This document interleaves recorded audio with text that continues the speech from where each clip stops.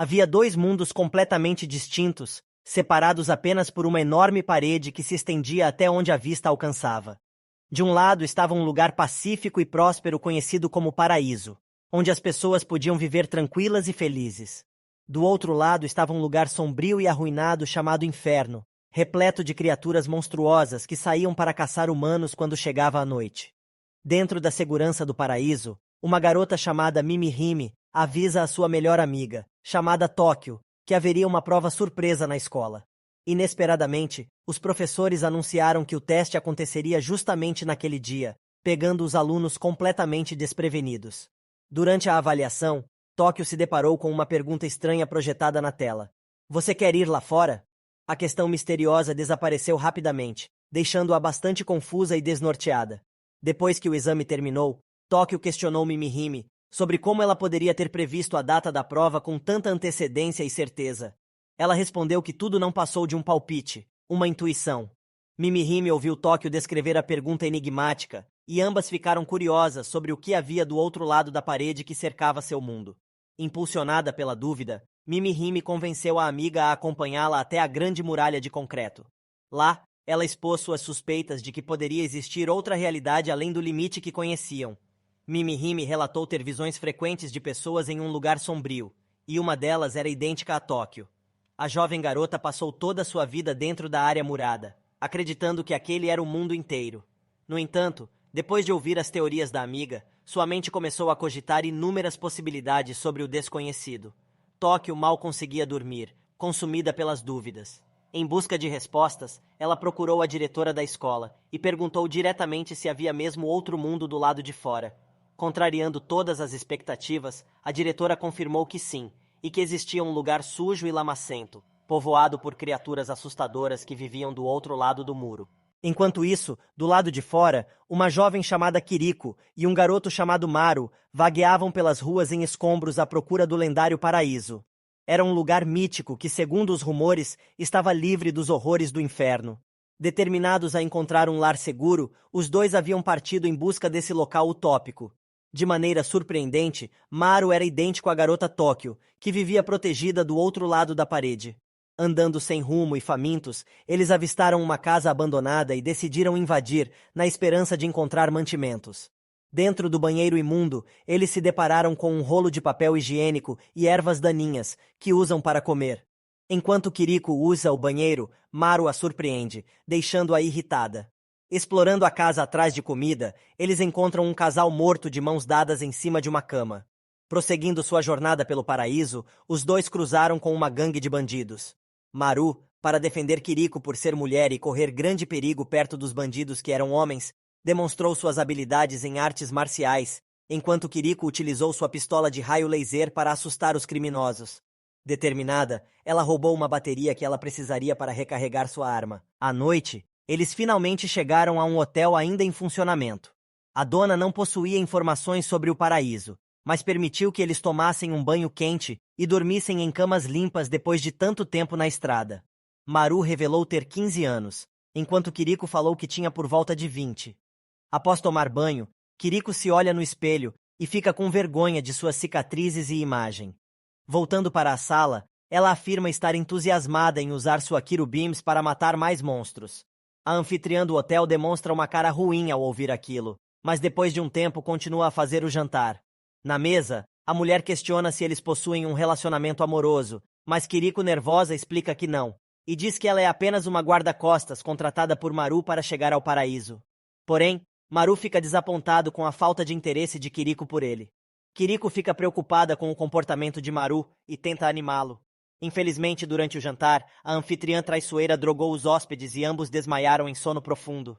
Depois de umas horas, após despertarem, Kiriko e Maru ouviram um barulho assustador vindo de fora. Ao olharem pela janela, se depararam com um pássaro gigante aterrorizando o local. A dona estava com uma espingarda, tentando afugentar a estranha criatura que parecia um devorador de homens. Rapidamente, Kiriko e Maru se prepararam para a batalha, bebendo muita água para combater o efeito das pílulas que haviam sido colocadas em sua comida anteriormente. Eles desconfiavam que a anfitriã os dopou para impedi-los de lutar contra o monstro. De repente, o pássaro gigante reapareceu, sem uma cabeça visível e com um chicote afiado, capaz de facilmente cortar um humano ao meio. Mas Kiriko e Maru eram experientes em combate e logo ganharam vantagem na luta. Enquanto enfrentavam a fera assustadora, a mulher interrompeu tudo, declarando que o monstro era seu filho. Ela explicou chorando que na verdade o pássaro havia engolido seu filho, e por isso desenvolveu a personalidade dele. Kiriko ficou chocada ao saber disso, mas começou a baixar sua Kirubim, acreditando ser possível domar a criatura. De repente, o pássaro atacou a mulher com um chicote, matando-a na frente de Kiriko e Maru. Tomados pela raiva com a cena, Kiriko e Maru decidiram se unir para vingar a morte da mulher.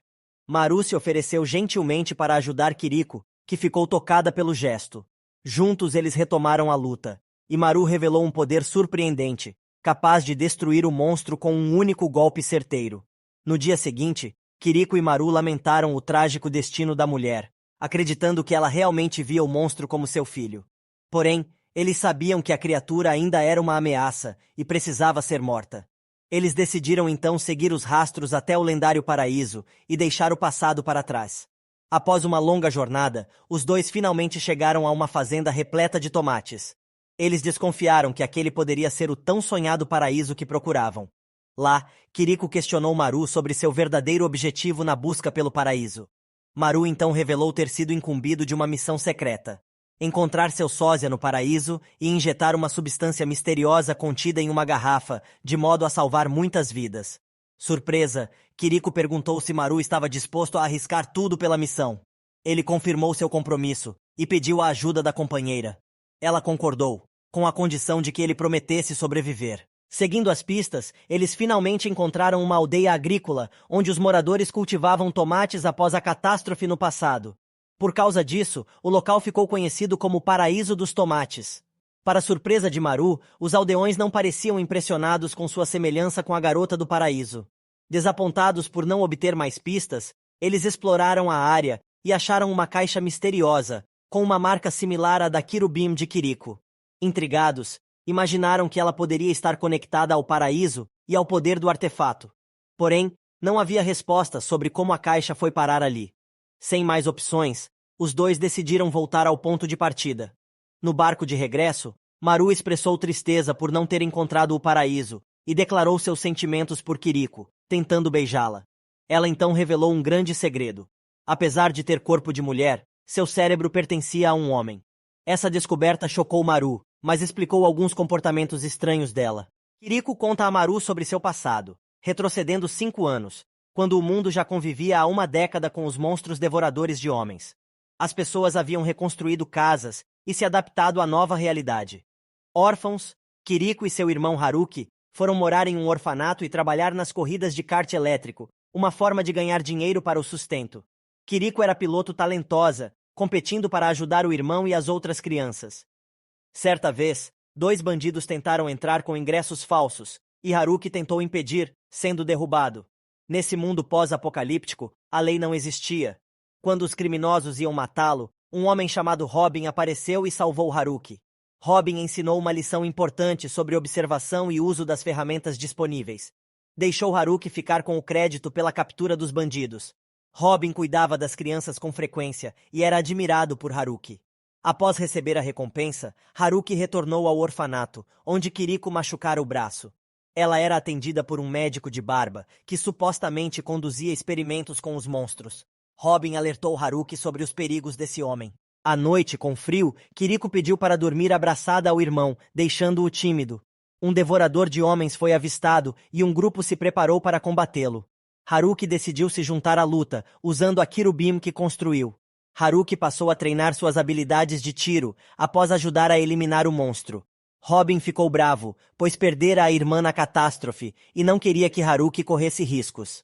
Ainda assim, Robin continuava cuidando do menino como um irmão mais novo. Depois, Haruki correu para assistir uma corrida da irmã. Com os binóculos, viu um devorador de homens invisível se aproximando da pista. Ele tentou pedir ajuda, mas o barulho da plateia impediu. Haruki então enfrentou o monstro sozinho, atirando sem sucesso.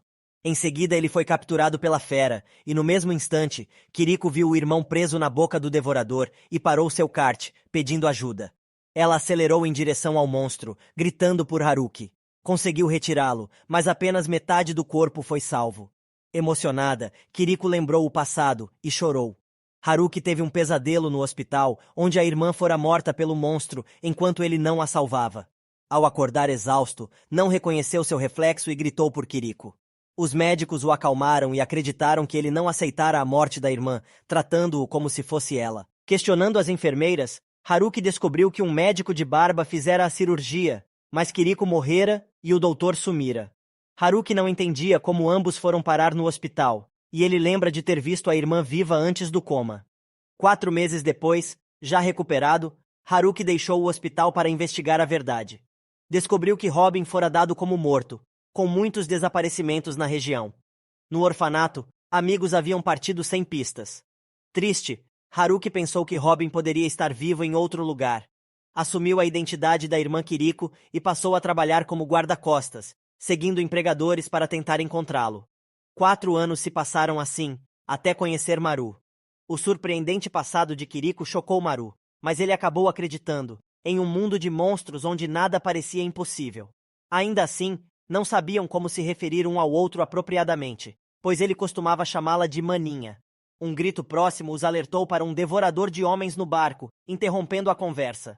Enquanto isso, no local conhecido como Paraíso, uma criança chamada Kona pintava um bebê com um rosto estranho. Uma menina chamada Cucu elogiou a obra bizarra, perguntando se poderia ganhar um desenho. Kona ficou confuso, achando o desenho normal. Tóquio apareceu e levou Cucu, dizendo para não criticar as pinturas do amigo. Ela retrucou que só elogiara, pois bebês de verdade não têm aquele tipo de rosto, porque ela já viu um bebê. Horas depois, no local conhecido como Paraíso, Tóquio segue Cucu, que a leva até uma abertura na parede, onde é possível ver um bebê sem rosto. Para seguir Cucu, que escala o muro alto, Tóquio precisa achar outro caminho. Enquanto isso, câmeras monitoram todos os movimentos das crianças no paraíso. 2 membros da equipe de monitoramento revelam que estão estudando experimentos, usando as crianças como cobaias. Tóquio e Cucu passam despercebidas e começam a descobrir a verdade. Ao observarem 2 crianças se abraçando e beijando, os monitores ficam intrigados, pois essas crianças nunca foram ensinadas sobre amor. Em seguida, Tóquio encontra uma máquina que se move contra a parede, permitindo que ela a escalasse e seguisse Cucu pelo duto de ventilação. A equipe monitora os movimentos de Tóquio, mas ela não aparece nas telas. Finalmente, a garota chega a um laboratório cheio de recipientes com bebês sem rosto e tentáculos. Um dos bebês faz um gesto de abraço e Tóquio se aproxima, curiosa. Um alarme dispara, indicando a presença de um intruso. Cucu foge pelo duto, mas Tóquio fica paralisada. A equipe envia um membro para investigar. Ainda em estado de choque, Tóquio é chamada por Cucu para fugir. Após a fuga, o bebê estranho sussurra o nome dela, em reconhecimento. A cena muda para a diretora, que tem Mina ao seu lado controlando o paraíso. Mina sente tudo o que acontece lá, mas nem ela detectou Tóquio, interpretando o alarme como um erro do sistema. As câmeras estão por toda parte, mas ainda há mistérios sobre as crianças experimentais. Saindo do paraíso e voltando ao outro lado, Kiriko e Maru descobrem um peixe gigante devorador de humanos no navio. Ele possui muitos braços humanos e consegue se mover rapidamente grudado à parede. Tem braços e uma película de água protetora, além de cuspir flechas aquosas para atacar. Nem a Kirubim de Kiriko consegue feri-lo. Kiriko percebe que o monstro depende da película de água para se mover e grudar. Ela arquiteta um plano perigoso para atraí-lo ao convés e combatê-lo, sem que Maru se envolva. Procurando uma saída, eles encontram caixas de vegetais e maconha que absorveram a umidade do peixe, fazendo sua película de água desaparecer.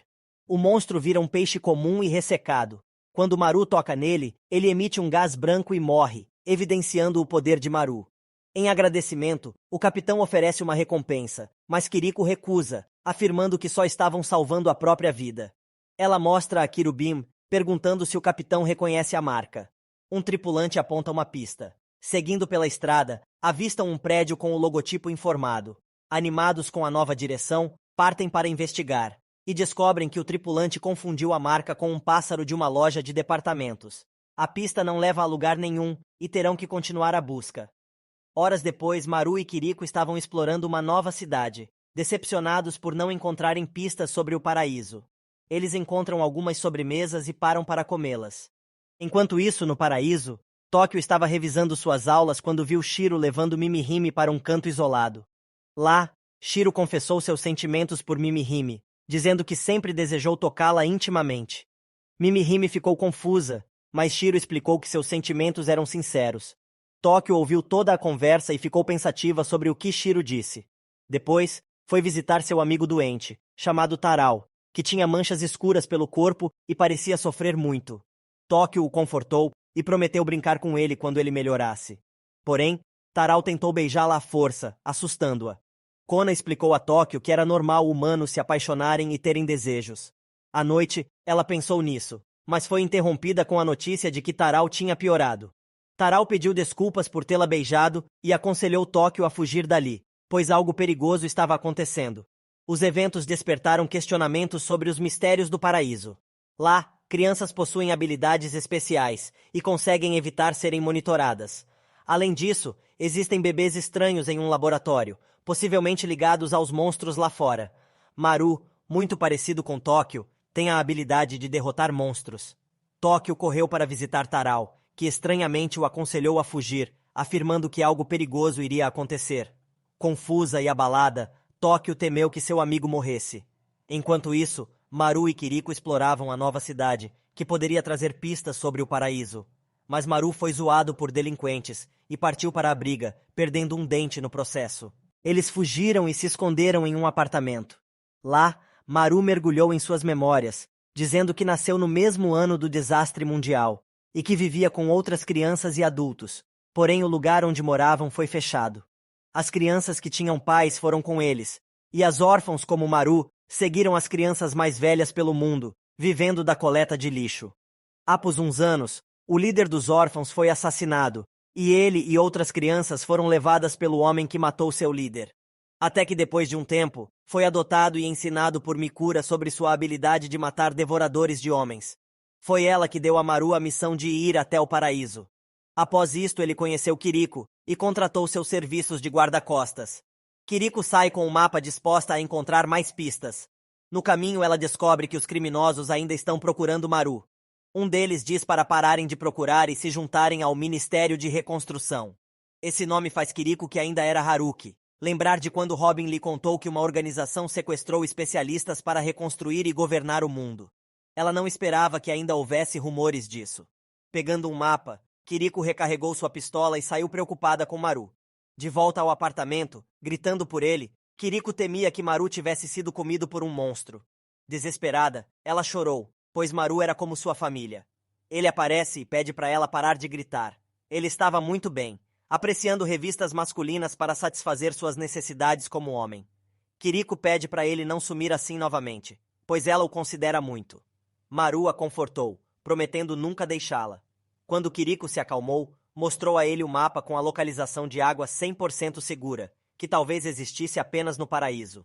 Ao ver isso, eles decidiram investigar. Passado algumas horas, o capitão do navio em que viajavam pediu a ajuda de Maru e Kiriko, revelando que um médico fazia experimentos combinando órgãos de monstros e humanos. Kiriko suspeitou que esse médico poderia estar ligado à sua própria cirurgia, e eles foram investigar. No paraíso, um pesquisador descobriu uma pegada na parede do laboratório, indicando uma invasão secreta. Enquanto isso, as crianças cantavam e dançavam para animar Tarao, muito doente. Infelizmente, no dia seguinte, Tarao faleceu. Tóquio perguntou se Azura também morrera daquela doença misteriosa. Kona relembra em suas memórias que Azura não morreu de doença, mas sim por suicídio. Ele apenas confirma para Tóquio que foi por doença. Mina disse que as amostras foram coletadas e o corpo de Tarao seria cremado. A diretora chorou, pois era a segunda criança a morrer no paraíso. Mesmo Azura tendo tirado a própria vida e não morrendo de doença, pois não aceitava seu corpo. Ficou claro que as crianças eram experimentos, mas ela as via como filhos. Ela queria que os pesquisadores descobrissem a causa da doença antes do dia do destino. Após a cremação, todos ficaram chocados ao ver algo como um casulo preto nas cinzas do corpo de Tarao. Durante a noite, Tóquio vomitava no banheiro, abalada mentalmente. Ela foi verificar sua saúde com o robô médico, que disse que ela estava apenas cansada. De repente, Tóquio viu um ET flutuando, perguntando sua especialidade. O corpo de Tóquio começa a mudar para uma forma estranha, mas era apenas um pesadelo. Assustada, ela foi ao quarto de Kona e os dois se tornaram um casal secreto. Descobriu-se que as pegadas no laboratório eram de Tóquio. O pesquisador não entendia, já que ela não aparecia nas câmeras. Enquanto isso, Kiriko e Maru planejavam coletar água antes de ir à Ordem Imortal, a organização que fazia experimentos. Eles deixaram suas coisas na pousada de uma garota chamada Totori. Chegando ao local marcado no mapa como fonte de água 100% segura, viram que era um estacionamento subterrâneo sem água. Antes de descobrir o motivo, um homem ferido apareceu, sendo perseguido por um urso gigante. Eles subiram numa plataforma alta. Kiriko pretendia atirar no urso, mas a bateria da Kirubim caiu. Ela prometeu deixar Maru tocá-la se ele recuperasse a bateria. Maru desceu e conseguiu pegar a bateria, antes de quase ser atacado. Juntos, eles derrubaram o urso. De volta à pousada, suspeitaram que alguém marcou o local errado no mapa de propósito, para atrair e matar pessoas. Enquanto Kiriko pensava, Maru cobrou a promessa. Quando Maru estava em cima de Kiriko cobrando a promessa, a dona do hotel entrou no quarto e os proibiu de fazer indecências no seu hotel. Depois disso, Totori levou Maru para outro quarto e quis transar com ele, colocando a mão dele em seus seios. Ao tocar neles, Maru sentiu uma estranha sensação, como quando mata monstros, e se afastou. Kiriko apareceu no quarto e viu a cena, e Totori explicou que foi ela quem o chamou para fazer sexo, explicando o mal-entendido. A dona explicou que só queria ganhar dinheiro. No dia seguinte, Kiriko e Maru partiram, deixando ela triste, pela morte do chefe dos guardas que cuidava dela e de seu hotel, pois ela e os outros gostavam muito dele.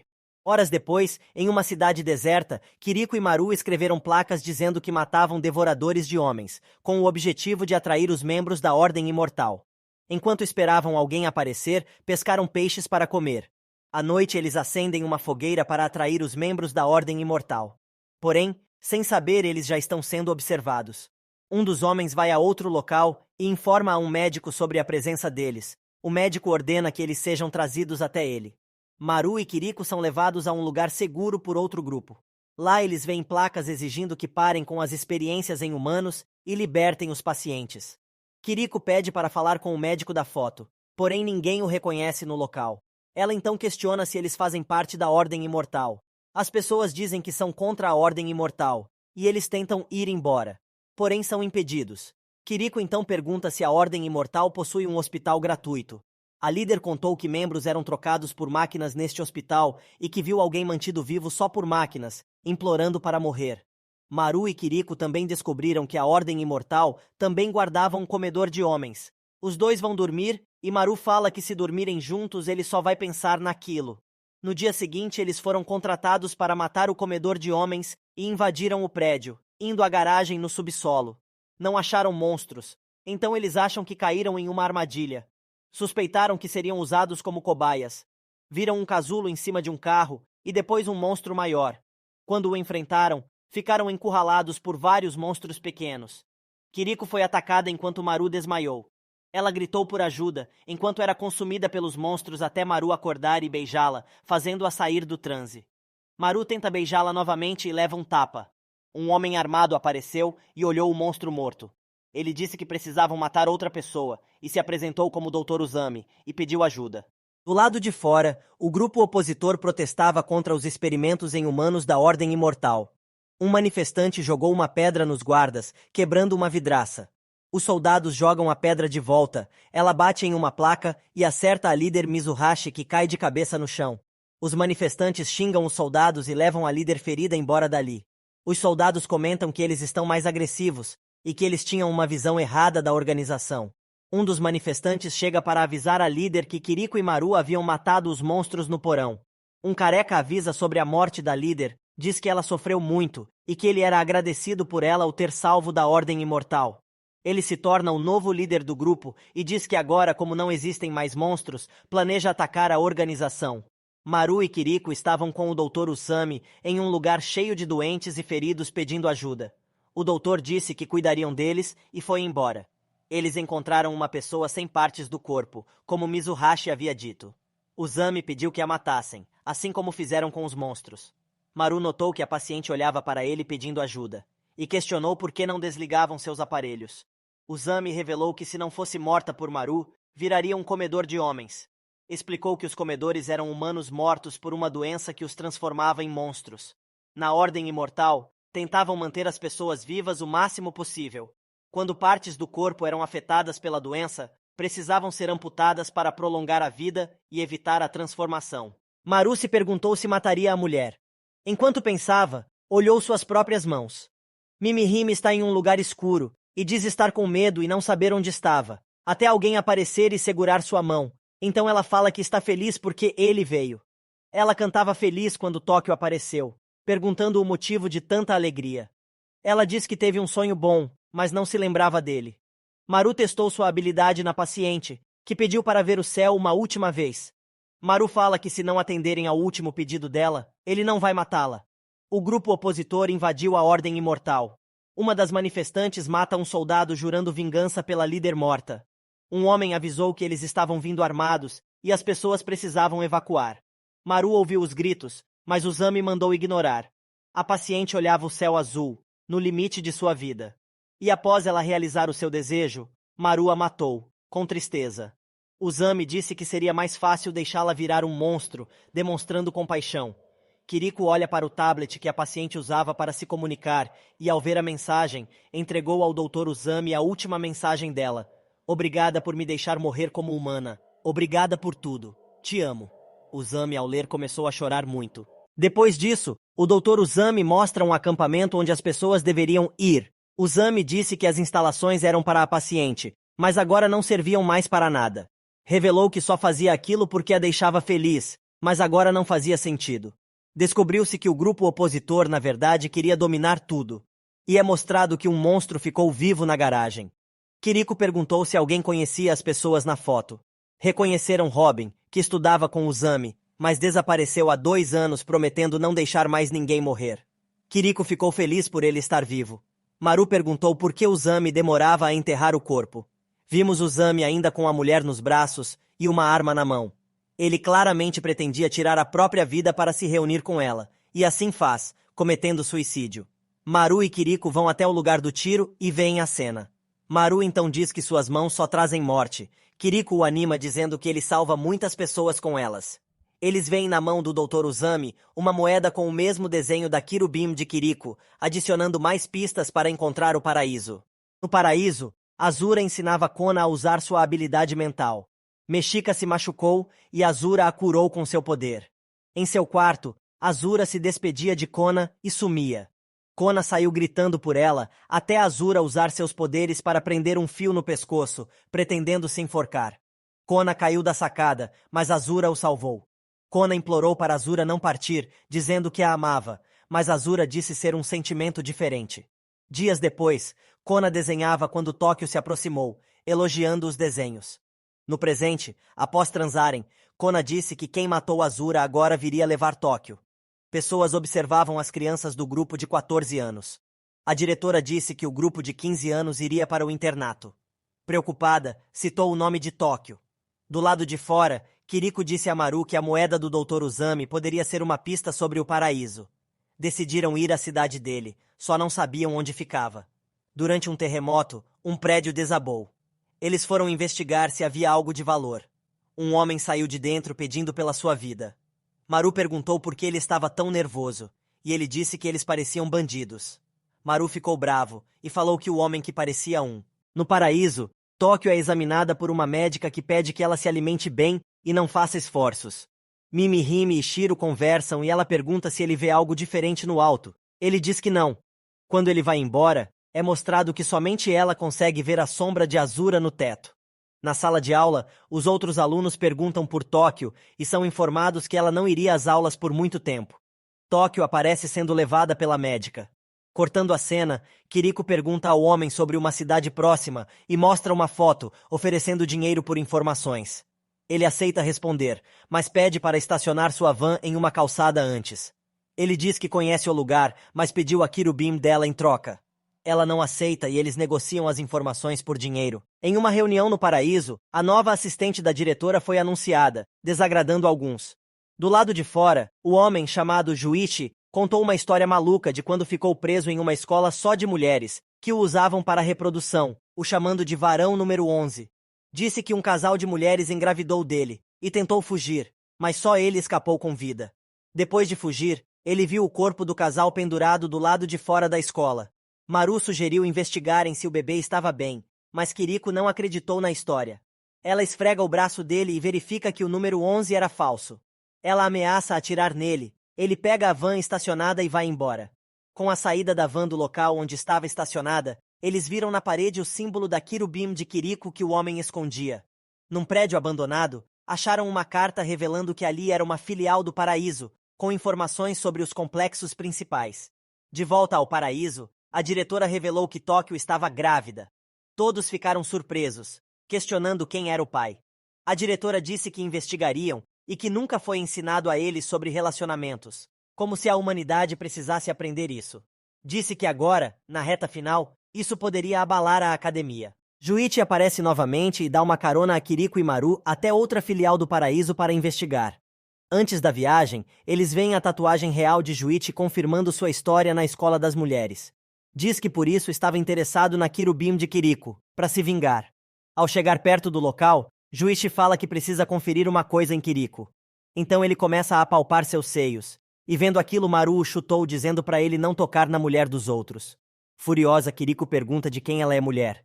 Juichi, sangrando pelo chute, pede a Kiriko para esconder seus seios grandes, fechando a jaqueta. Pois eles podem ser um problema no local onde estão indo. Para entrar na escola, Maru coloca uma peruca para se parecer com uma mulher. Lá, tudo estava abandonado. De repente, o local começou a congelar por causa de um comedor de homens. Eles atiraram e fugiram, mas Kiriko voltou e destruiu o monstro, embora o coração tenha escapado. De volta, eles dão a notícia de que o lugar está abandonado para Juichi. De repente aparecem uns homens chamando Juichi de varão número 11. Eram seus companheiros da prisão na escola. Contaram que depois da morte da mãe do filho dele, o menino chorava, e um monstro invadiu o lugar, forçando a fuga. Depois disso, eles foram para o lugar onde seu filho estava, e Juichi reencontrou o filho, chorando de emoção. À noite eles comeram e Kiriko tomou um banho. Kiriko diz a Maru que pela manhã eles irão para a filial da escola. De repente, tudo congelou novamente pelo monstro. Um amigo perguntou sobre Juichi e o filho desaparecidos. O chefe apareceu carregando Juichi congelado, e o bebê, alertando que se não se mexessem iriam congelar até a morte. Kiriko saiu correndo com o bebê em seus braços, porém ela começou a sentir seus órgãos congelando e desmaiou. Maru tirou o bebê dos braços de Kiriko, que na verdade era um monstro com poder de gelo. O menino acordou chorando, sem entender nada. No paraíso, Tóquio manda uma mensagem para Kona dizendo que logo vão tirar a coisa de sua barriga. No dia seguinte, Kiriko e Maru partiram quando o carro de Juichi quebrou. Depois disso, é mostrado que Juichi havia matado o amigo, culpado pela morte da mãe de seu filho na fuga. Após isso, ele pegou seu filho e partiu. No paraíso, a nova diretora apresentou os novos alunos do 5º ano. As crianças brincavam felizes enquanto Mimihime perguntava a Shiro sobre Tóquio. Cortando a cena, vemos Tóquio desesperada na mesa de cirurgia, sentindo que o bebê iria nascer. Kiriko e Maru discutiam o nome do novo carro, sem saber como chegar ao destino no mapa. Um bebê fofo dormia, provavelmente o filho de Tóquio. A diretora e o Dr. Sawatari conversavam sobre o retorno de 8 combatentes de animação suspensa. Ela citou uma querubim igual a de Kiriko e falou da doença das crianças. Disse que a única esperança de cura era o filho de Tóquio com Kona, o primeiro não gerado pelo robô Mina.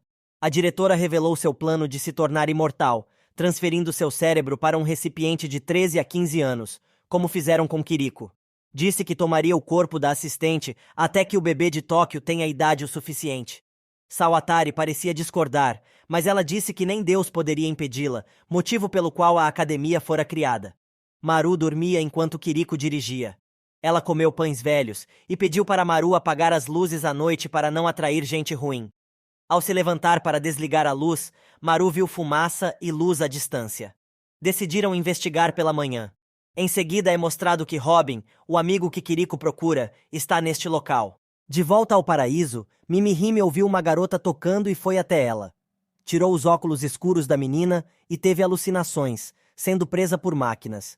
E após pensar que fosse morrer, percebeu que eram as habilidades da menina. Depois de um tempo, ela acordou ao lado de Kona, que diz que havia sincronizado com Tóquio para sentir tudo o que ela sente. Mimihime contou das alucinações ao olhar nos olhos da garota e sobre suas premonições. Enquanto conversa com Kona, de repente ele toma a forma de um monstro, mas ela sabe que isso não passa de outra alucinação, então resiste a ela. Mais tarde, Indo para seu quarto, ela esbarrou na garotinha novamente e tirou seus óculos, tendo mais alucinações, mas conseguiu sair delas. Homens faziam manutenção no robô Mina e questionavam os objetivos do local. Mina pediu silêncio e que voltassem ao trabalho. Sawatari e a diretora assistente conversavam sobre um plano sem a diretora idosa saber, sobre abrir um portão. Ele foi vago nas informações e deixou a assistente nervosa com a situação. As crianças foram orientadas a ir à piscina sem explicação. Tóquio apareceu e todos ficaram felizes. O robô avisou sobre um longo teste e que deveriam seguir seus instintos para chegar do lado de fora. Esse era seu papel como Hirokos. Anzu se preocupou, mas Taka não deu importância. Algumas crianças se perguntam por que foram chamadas de Hirokos. O doutor aparece alimentando um bebê, e depois é mostrado que são 2 bebês que estão com ele. Mina tem uma pane em seu sistema, e o teste se aproxima.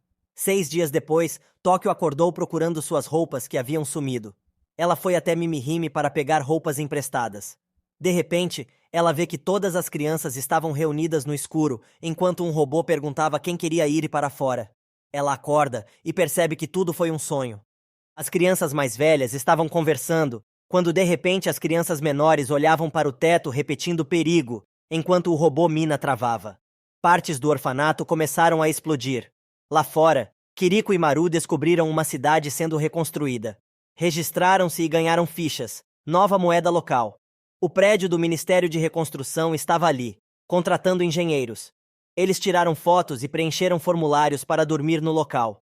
Kiriko descobre que Robin está no local e que é o chefe da cidade. Ela fica louca para vê-lo e a recepcionista marca uma reunião com ele. Ela se encontrará com ele em 2 horas, num lugar chamado Centro de Filtragem. Eles vão em busca de um quarto no local e Kiriko informa a Maru que vai sozinha encontrar Robin. Ele entende sua posição e a deixa ir. Ela diz que vai ao lugar combinado antes do horário marcado e que voltará em breve. Ela sai correndo, lembrando de momentos do passado com Robin, do tempo em que ainda era Haruki. De repente ela o vê e o chama pelo nome. Mas estranhamente, ele fica espantado ao reconhecê-la. No paraíso, tudo tremia e caía durante o ataque. As crianças mais velhas fugiram e Mimihime viu uma passagem na parede. Kona foi levar as menores para a piscina. A diretora idosa saiu correndo durante a explosão, chamando a assistente de inútil. O Dr. Sawatari não sabia qual bebê era qual, e marcou o pé de um. Kiriko e Robin começam a conversar. Ela começa a falar rapidamente, e Robin pede que ela se acalme, pois eles terão muito tempo para conversar.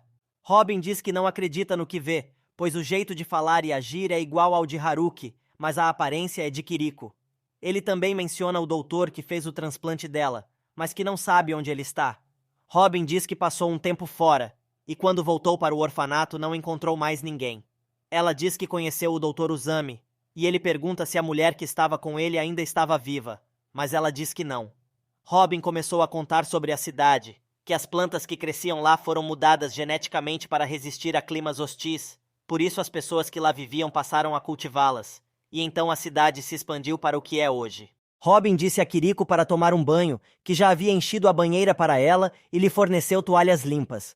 Ele sai, e Kiriko diz o quanto o admira. Tomando banho, ela fica pensando nele. À noite, Maru está preocupado com a ausência de Kiriko. Depois do banho, Kiriko percebe que suas roupas sumiram. Robin fala para ela sair só de toalha mesmo, e diz que já preparou o quarto para eles. Ele a chamou pelo nome de Haruki, e agarrou seu braço, feliz por vê-la. As crianças finalmente estavam do lado de fora do paraíso. Mimihime se espantou com o teto tão alto.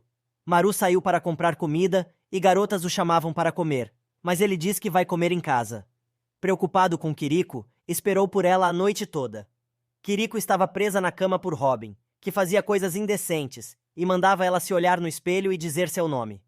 Robin pergunta para Kiriko quem está com ele na cama, e ela pede para ele parar. Porém, mesmo ela implorando para Robin parar, ele a abusa sexualmente, desconsiderando de forma cruel toda a admiração que Kiriko tem por ele. As crianças mais velhas estavam do lado de fora do paraíso, questionando se chegar lá era a prova. Taka disse para investigarem mais, notando a cerca quebrada. Eles decidiram seguir pela floresta.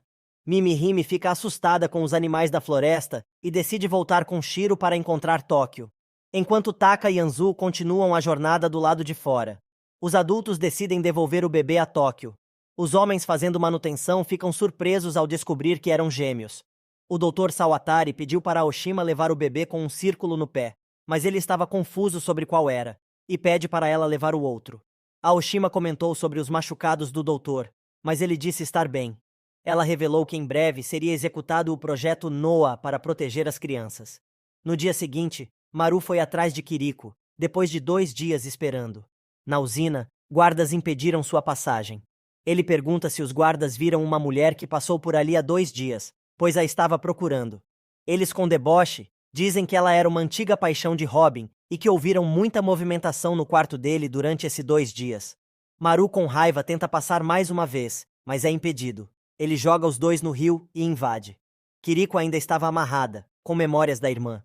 Pensou em Robin, e por que ele a olhava tão estranho. Ela pensa também que o melhor é seguir ordens como Maru faz. Depois disso, Kiriko se desespera e pede para Maru salvá-la. Maru derrubou mais 2 seguranças e encontrou Kiriko amarrada. Robin chegou com um café da manhã, mas ao ver Maru, correu apavorado. Encurralado, fez piada sobre Kiriko ter cuidado do amiguinho de Maru, que furioso o espancou sem dó. No paraíso, Dr. Sawatari foi ao quarto de Tóquio. Ela estava com medo, e agachada em um canto. Ele pergunta se ela está bem, e ela afirma que sim. Depois ele revelou que o bebê que ele trazia era dela com Kona. Tóquio segurou o filho, feliz e surpresa, e pergunta se foi ele que saiu de sua barriga. Depois ela diz que precisa encontrar Kona. De repente, a diretora idosa aparece, exigindo o bebê. O Dr. Sawatari tenta enganá-la, dizendo que lhe entregará o bebê mais tarde, mas ela ordena que Mina capture o bebê. A habilidade de Tóquio é ativada, e ela pede para não chegarem perto, mas a diretora idosa tenta tomar o bebê dela novamente e acaba se machucando. Shiro e Mimihime ainda tentavam voltar ao paraíso, mas estavam perdidos. Mimihime ouviu água corrente. Quando eles chegam perto do local, ela acaba caindo num precipício. Shiro pulou para protegê-la, se machucando. Ele revelou que a amava, e Mimihime deu um broche a ele. Na usina, Kiriko gritou para Maru parar de bater em Robin. Maru para e sai furioso. Do lado de fora, eles estão perto de um rio, onde Kiriko revela que não sabe mais quem ela é. Maru tenta animá-la, dizendo que a amava e prometeu protegê-la. Kiriko chorou e disse que ela é quem deveria protegê-lo. Depois de se acalmar, ela rasga a foto de Robin. Enquanto isso, Maru pensa que se ver Robin novamente o matará. Homens aparecem investigando o lugar onde Robin estava, tentando entender o que havia acontecido ali. Eles abrem uma porta trancada e acham um experimento de Robin, uma mulher no chão com membros amputados e ligada a uma coisa estranha. Shiro, Mimihime, Taka e Anzu conseguiram carona num barco para uma cidade grande e iluminada, enquanto Kiriko e Maru seguiram em sua jornada para encontrar o paraíso. E assim termina a primeira temporada de Tengoku Daimakyo, deixando várias perguntas para serem respondidas. No último episódio, vemos o confronto entre Tóquio e a diretora idosa em uma tentativa desta de tomar à força o bebê recém-nascido de Tóquio. As crianças finalmente conseguem sair do paraíso, descobrindo o mundo exterior pela primeira vez. Enquanto isso, após ser abusada sexualmente por Robin, Kiriko luta para recuperar seu senso de identidade. E se você chegou até aqui, muito obrigado, tamo junto, e até a próxima!